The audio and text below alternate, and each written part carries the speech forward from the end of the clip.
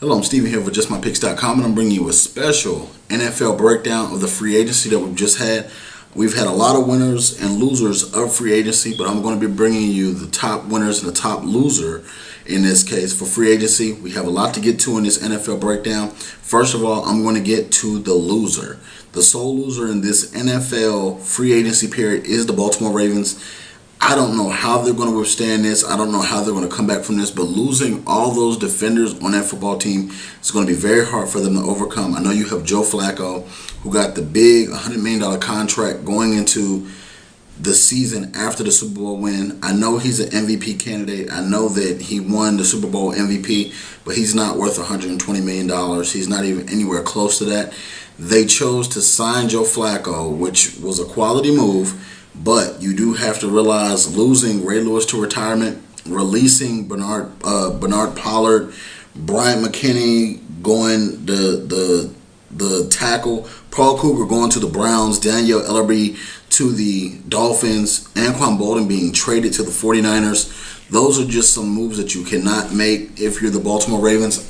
When they first made the move to trade Anquan Bolden, my first thought was, okay, these guys are trading Anquan so they can sign the younger guys and keep those guys. Turns out that totally not the plan. When Ellerbe left, that's when I knew there was problems in Baltimore. It's like everybody's jumping ship. The Ravens are in trouble. With Joe Flacco and Ray Rice and Pitta on that offense, it's an okay offense at best, but you have to realize Anquan Bolden made that offense what it was. He went across the middle. He opened up those avenues so other players can get a double team or get all that attention off them, and basically it goes to him. But moving forward, the Ravens, I don't know what they expect for them moving forward, but let's get to the winners. A lot of people are saying this team is a loser because they lost Wes Welker, but I believe that the New England Patriots, them picking up Aqib Talib, re-signing him, Adrian Wilson signing there, picking up Danny Amendola, Leon Washington from the Seattle Seahawks. That is a big pickup because on special teams, he provides great field position when he returns punts and kickoffs, and he can also be used on the offense. Another weapon for Tom Brady to use. Also, Kyle Arrington, that's a big re-signing. They didn't know that they were going to be able to re-sign him and Talib, but they fit them all under that salary cap. I think that Wilson brings a lot of heavy hitting. He brings a lot of respect on that Patriots defense. It's a solid signing, but I think with Wes Welker leaving and Danny Amendola coming in, I think that he can match, or if not get close to, what Wes Welker was for Tom Brady, and then plus he's younger, and they got him at a cheaper rate. Moving forward, the Kansas City Chiefs. The Kansas City Chiefs really improved their team, and they started off by releasing Matt Castle. That was one of their biggest things. I've said from the beginning, when they signed Matt Castle, that was a bad move. You're paying somebody who stood in for half a year for Tom Brady, and really, he was a product of a system. So he really hasn't done anything in Kansas City. It was good that they got rid of him.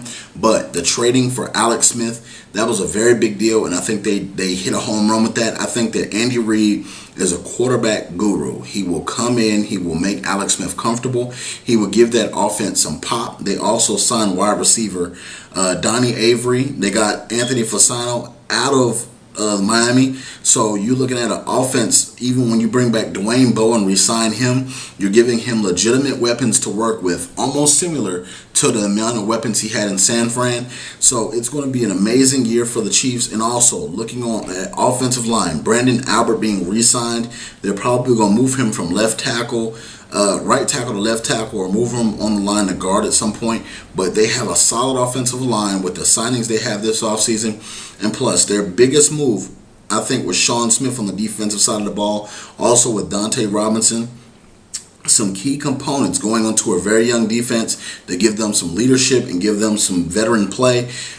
They possibly could make the playoffs. I think that Denver doesn't have that stranglehold on this division like they did last year. I think they'll bounce back and have a pretty good year.